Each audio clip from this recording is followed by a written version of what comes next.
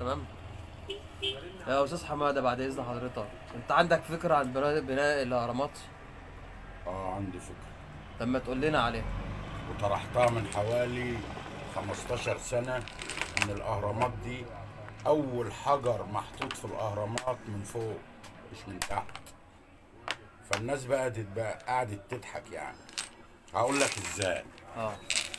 ارض الاهرامات كلها الارضية صخرة صخرة. كان ايام زمان المناخ والجو غير المناخ والجو اللي احنا فيه ايام الفراعنة. حتى اما بيجي الموميات يحنطوها، التحنيط عادي جدا، بس المناخ غير المناخ. حتى الطوب بتاع الفراعنه ده المناخ بتاعه غير المناخ. يعني لو جيت تلزقه باي ماده مش هتلزق فيه، لان المناخ اللي كان موجود فيه الفراعنه كان غير دلوقتي خالص. لكن هم كانوا بشر